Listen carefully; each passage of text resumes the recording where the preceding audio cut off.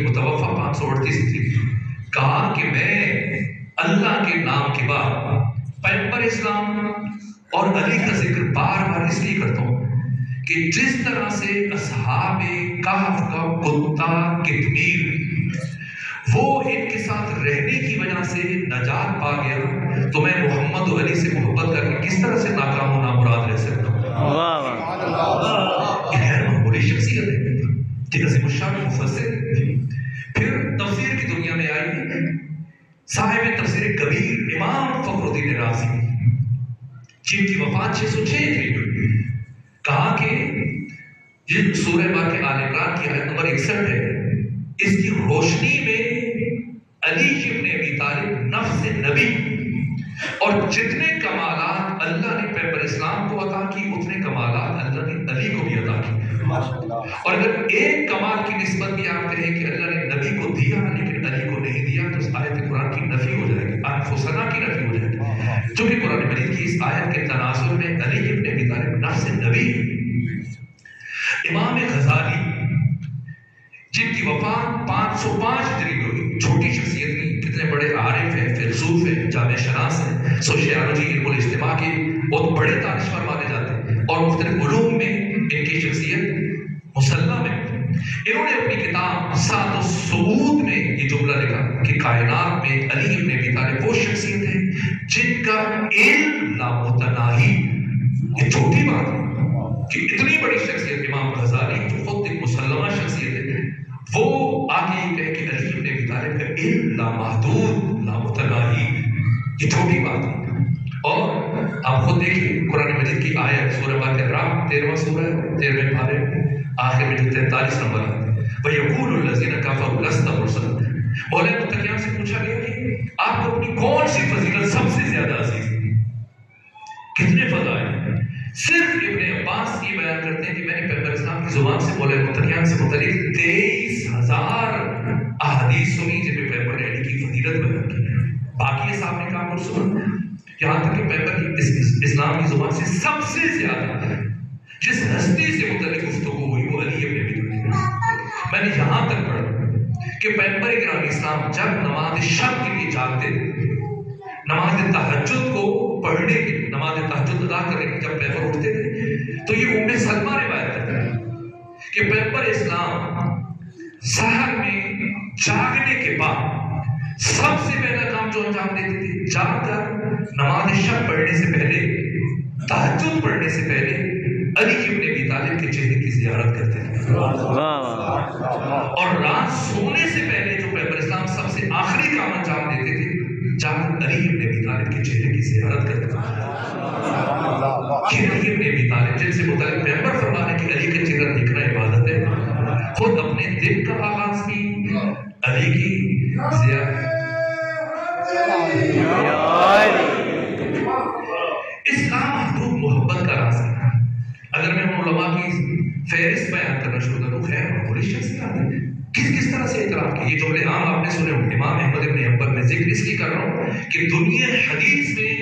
اہل تسنن کیا، امام احمد ابن حنبل سے بڑا نہ کوئی محدث ہے نہ عالم۔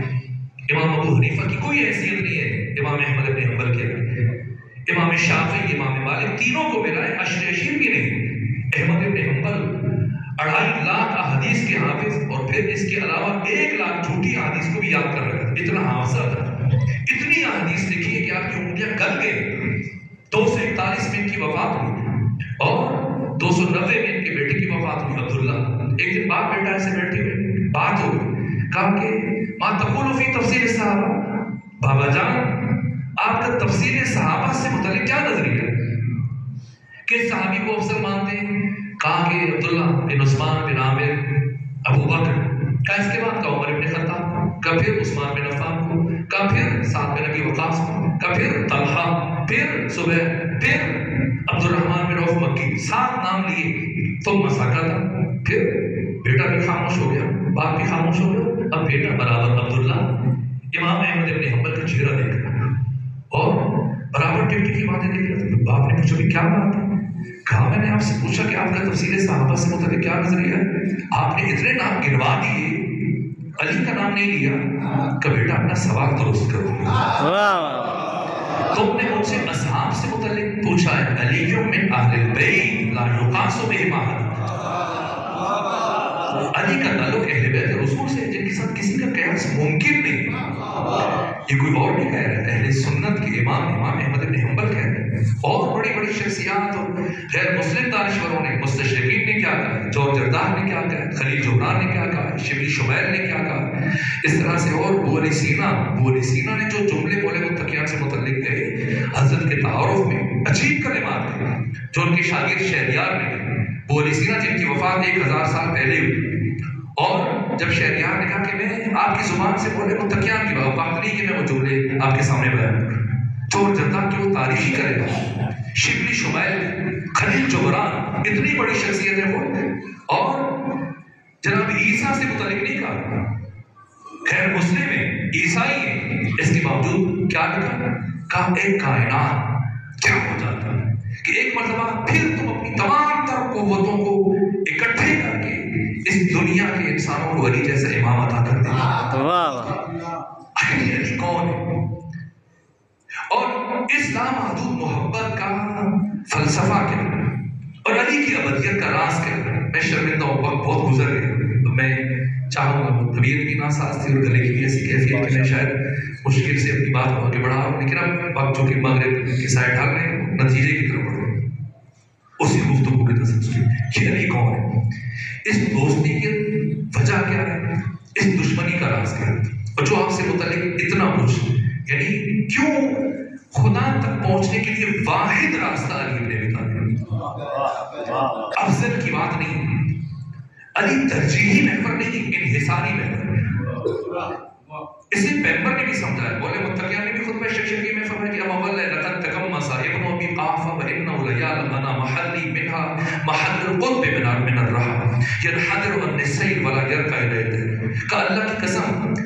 عبداللہ بن عثمان بن عامر ابو قحافہ کے بیٹے ابو بکر نے خلافت کی قمیص کو زبردستی سے بے ترک کر دیا تھا، لیکن وہ خود اس بات کو جانتا ہے کہ میرا مقام اس کائنات میں وہ ہے کہ جو چکی کے پاٹ میں کیل کا ہوتا ہے، کہ اگر اسے نکال دیا جائے تو نظام کائنات درہم برہم ہو جاتا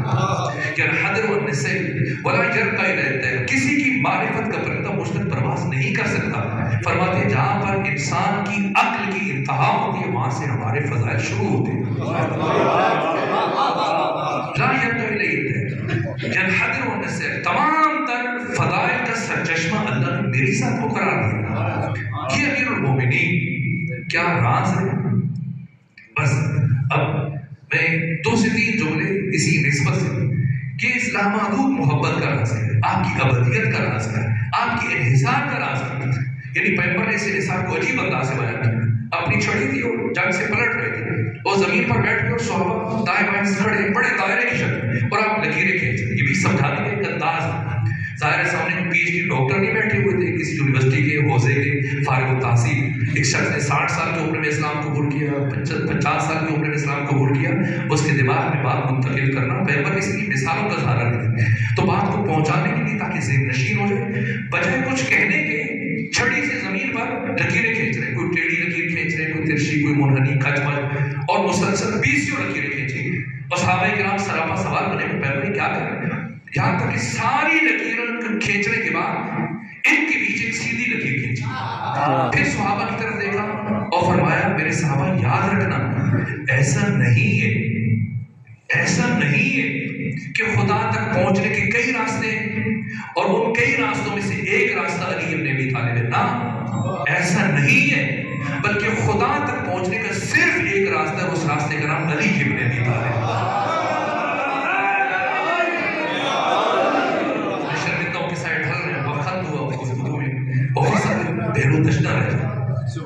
علی کون ہے؟